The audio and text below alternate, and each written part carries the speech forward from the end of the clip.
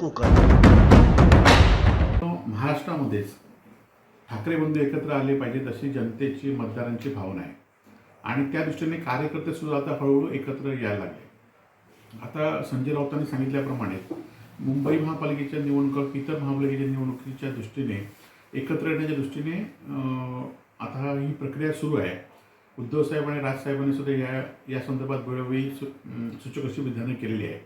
परंतु नुसतं शहरी भागातच नाही तर ग्रामीण भागामध्ये सुद्धा लोकांनी ह्या दोन्ही पक्षांनी एकत्र यावं अशी लोकांची मतदारांची आता हळूहळू मागणी यायला लागली आहे. आमचे मनसेचे कार्यकर्ते आणि शिवसैनिक हे सुद्धा आता हळूहळू या भाजप सरकारच्या विरोधात खरंच आपण बघितलं असाल की गेल्या दीड वर्षामध्ये पुन्हा एकदा महायुतीचं सरकार सत्तेवर आल्यानंतर ज्या पद्धतीने भाजपची आणि परप्रांतीयांची मुजोरीगिरी नुसती मुंबई किंवा इतर शहरामध्येच नाही तर छोट्या छोट्या ग्रामीण भागामध्ये सुद्धा वाढायला लागली आहे आणि त्यामुळे मराठी माणूस संपूर्ण महाराष्ट्रामध्ये आता हळूहळू एकवटायला लागला आहे. आणि हीच वेळ आहे की ह्या मुरगळी असलेल्या परप्रांतीयांना ठेचण्याची हीच वेळ आहे आणि त्यामुळे सगळेच ठिकाणी एकत्र आले तर अत्यंत चांगली गोष्ट या ठिकाणी होईल. परंतु या संदर्भात जे निर्णय आहेत ते उद्धवजी साहेब आणि राजसाहेब घेतील आणि महाराष्ट्राच्या हिताचा निर्णय घेतील अशी याची आम्हाला खात्री असेल की भारतीय जनता पार्टी ह्यावेळी राज्यात आणि केंद्रात सत्तेत न जाण्यामध्ये थोडक्यात वाचली. राज्यामध्ये सुद्धा त्यांना सगळ्या पक्षांना ज्या पक्षाच्या विरोधात किंवा ज्या नेत्यांच्या विरोधात आंदोलन केले उदाहरण द्यायचं नवाब मलिक हसन मुश्रीफ यांना सुद्धा त्यांना जवळ घ्यावं लागलं आणि वेगवेगळी आश्वासन लोकांना द्यावी आणि मग ते सत्तेत आले. त्यामुळे लोकांचा कल भारतीय जनता पार्टीकडे नाही आहे हे आता कळून चुकलेलं आहे आणि त्यामुळेच येणाऱ्या काळामध्ये मुंबई महापालिकाच नाही तर स्थानिक स्वराज्याच्या निवडणुकीमध्ये सुद्धा भारतीय जनता पार्टीच्या विरोधातला जो कल आहे तो निवडणुकीद्वारे तो कल दिसून येईल. आणि त्यामुळे जर आमची भीती नसेल मुंबई महापालिकेमध्ये या दोन ठाकरे बंधू एकत्र आल्यानंतर मराठी माणूस एकत्र आल्यानंतर तुम्हाला जर भीती वाटत नसेल तर तुम्ही त्या संदर्भात वारंवार विधानं का करतात किंवा राज ठाकरे साहेबांना अजूनही का भेटताय आमच्यामध्ये संभ्रम निर्माणाचा प्रयत्न का करताय आणि त्यामुळेच तुम्हाला आता सगळ्या पक्षांना घेऊन एकत्र येऊन निवडणूक लढवायची आहे. कारण तुम्हाला कळून चुकले की आपलं लोकमत आहे हे विधानसभेमध्ये घासून आलेलं आहे आणि चुकीच्या मुद्द्यावर आलेलं आहे आणि लोकांना याच्या संदर्भात सुद्धा लोकांनी येणाऱ्या निवडणुकीमध्ये हे लोकमत ठाकरे बंधूंबरोबरच असेल. संपूर्ण जिल्ह्यामध्ये जी BSNL टॉवर आहेत आणि आता ही सगळी दूरसंचार यंत्रणा किंवा कम्युनिकेशनची यंत्रणा फक्त BSNL टॉवरवर 80% या जिल्ह्यात अवलंबून आहे.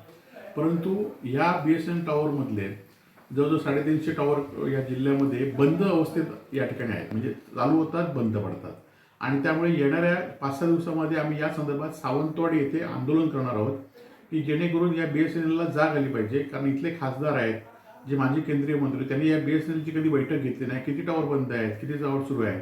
या आधीच्या खासदार विनायक राऊतांनी जे टॉवर मंजूर केले त्याचं मात्र श्रेय घेण्याचं काम त्यांनी केलं.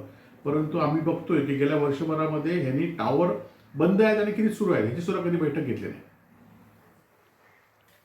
खरं तर हेच नितेश राणे काही वर्षापूर्वी जेव्हा विरोधी पक्षात होते तेव्हा या वाळू माफियांच्या बाजूने होते आणि निवडणुकीमध्ये सुद्धा त्यांना वाळू माफियांना च्या पाठीशी राहून हे मतदान त्यांचं मतदान घेतलं त्यांची यंत्रणा घेतली आणि आता मात्र ते आपण यापासून बाजूला आहोत सरकारमध्ये आहोत त्यामुळे आपली प्रतिमा स्वच्छ झाली पाहिजे यासाठी ही भूमिका मांडत आहेत. परंतु त्यांचे भाऊ निलेश राणे जे आमदार आहेत त्यांची भूमिका काय आहे.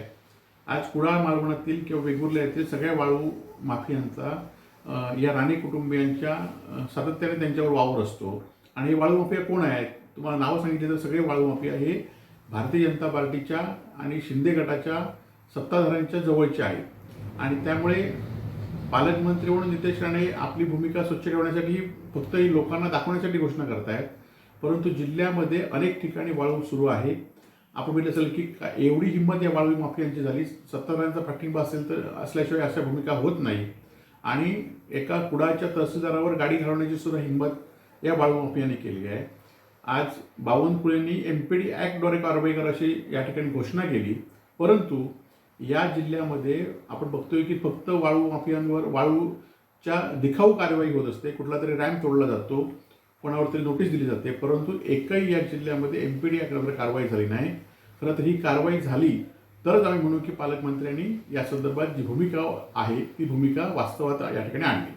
कोकण आणि महाराष्ट्रातील न्यूज अपडेट्ससाठी लाईक करा, फॉलो करा आणि सबस्क्राईब करा महाराष्ट्र माझा डिजिटल न्यूज चॅनल.